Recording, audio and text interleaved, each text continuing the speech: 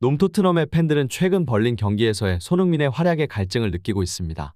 그는 현재 최고의 폼을 뽐내며 토트넘을 끌어올리고 있지만 이번 시즌에 그의 역할은 어떻게 될 것인가에 대한 논쟁이 뜨거워지고 있습니다. 평소처럼 골 앞에 손흥민을 배치한다면 그는 해리 케인과 같은 득점 능력을 발휘할 수 있을까요? 이 질문에 대한 의견은 분분합니다. 어떤 축구 전문가들은 손흥민이 그 자리에서 훌륭한 역할을 해낼 것이라고 믿고 있습니다. 그들은 손흥민이 이번 시즌에 토트넘을 주요 골 주인공으로 이끌 것이라고 자신 있게 주장합니다. 그러나 다른 전문가들은 더 나아가 손흥민을 단순히 케인의 대체자로 보지 않습니다.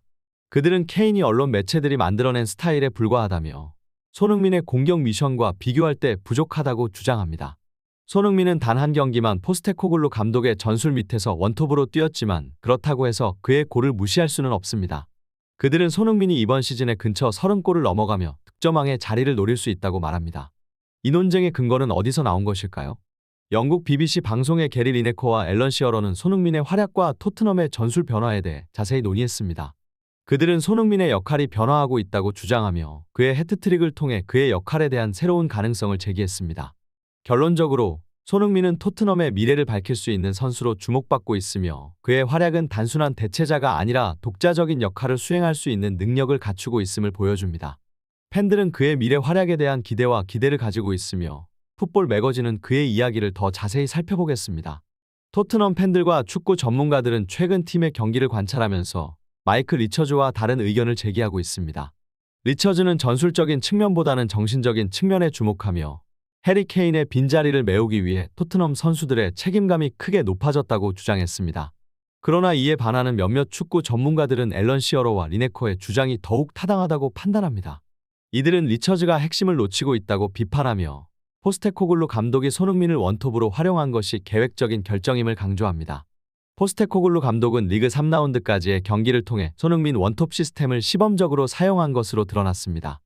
그들은 토트넘 내부 전담 기자들이 케인의 이적 가능성을 1년 전부터 고려하며 선수 영입을 준비했고 포스테코글루 감독 또한 손흥민을 원톱으로 사용할 계획을 세우고 있었다고 밝혔습니다. 또한 포스테코글루는 팀을 우승팀으로 만들기 위한 계획을 진행하고 있었습니다. 그는 케인의 이적과 관련하여 간섭할 수 없다고 하면서도 리그를 준비하고 경기를 준비해야 한다는 입장에서 빨리 결정되기를 원한다는 의사를 분명히 표현했습니다. 그는 이러한 상황이 전술 실험에 방해가 되는 것으로 보고 케인의 상황이 빠르게 해결돼야 한다고 강조한 것으로 알려져 있습니다. 포스테코글루 감독은 케인의 이적 이후에도 팀을 빠르게 장악하며 손흥민을 원톱으로 활용하는 시스템을 1라운드부터 시범적으로 도입하게 될 것으로 예상됩니다. 이러한 변화는 토트넘과 손흥민에게 새로운 가능성을 열어줄 것으로 기대됩니다. 토트넘의 최근 전술 변화는 축구계에 큰 파장을 일으켰습니다. 경기 시작할 때 손흥민을 왼쪽에 배치하고 키살리송의 부진으로 인해 그를 대체하기 위해 손흥민을 원톱 포지션에 올리는 전략은 전문가들 사이에서 뜨거운 논쟁을 불러일으켰습니다.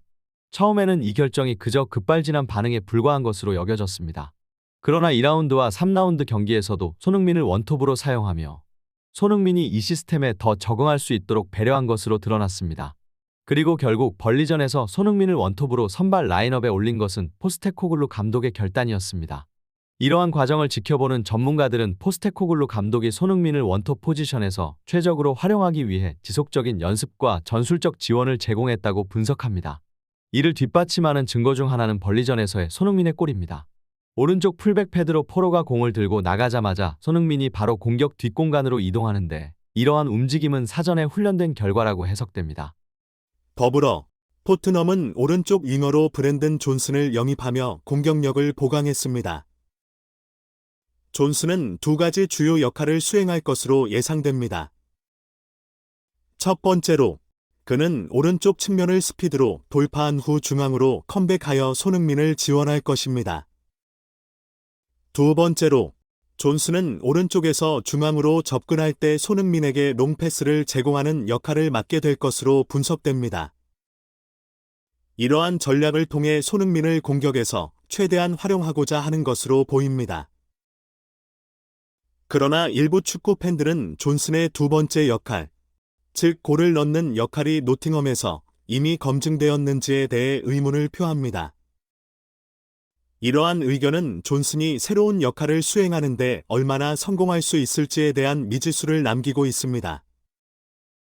그럼에도 불구하고 토트넘은 손흥민의 원톱 포지션을 지원하고 강화하기 위해 새로운 전략을 구사하고 있으며 이로 인해 팀의 전술적 변화와 기대감이 높아지고 있습니다. 이제 우리는 그들의 성과를 기다릴 때입니다. 브랜든 존슨의 들뜬 입담과 손흥민의 득점 미션을 둘러싼 논의는 축구계에 화제를 불러일으켰습니다.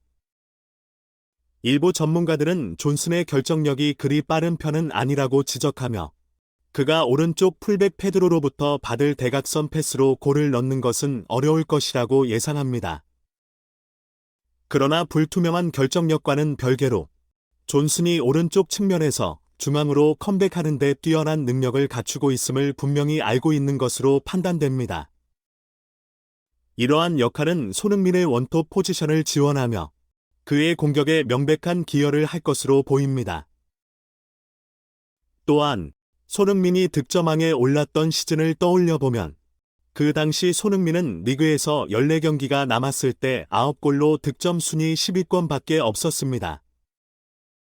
그럼에도 불구하고 손흥민은 이후 14경기 동안 11골을 넣어 리그 득점왕의 자리를 차지했습니다.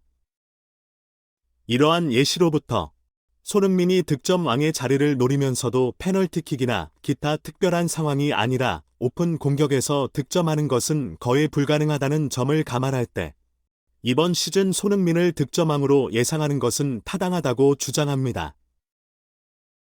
전문가들은 이어서 손흥민의 득점 추이를 분석합니다. 과거 손흥민은 해리 케인이 득점을 독식하면서 초반에는 득점을 기록하지 못했습니다. 그러나 이번 시즌에서는 리그 4경기만 끝난 상황에서 이미 3골을 넣어 리그 득점 순위 2위에 올랐습니다. 이는 손흥민의 득점 미션을 이전보다 빠르게 시작하고 있음을 시사합니다. 브랜든 존슨과 손흥민의 시너지, 그리고 그들의 득점 미션에 대한 기대감은 토트넘 팬들과 축구 관심가들 사이에서 계속해서 높아지고 있습니다.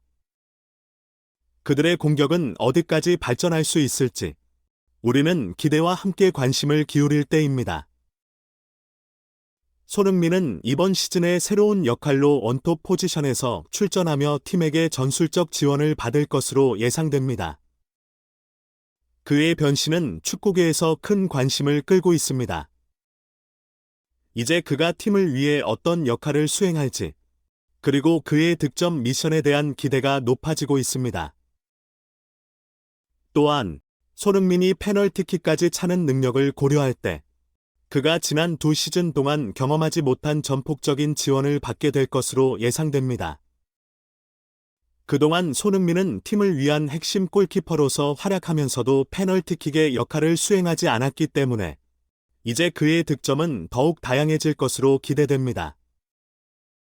이러한 분석을 토대로 많은 축구 팬들은 손흥민의 득점 능력과 경험을 고려할 때 그가 이번 시즌에 더 많은 골을 넣을 것으로 확신하고 있습니다.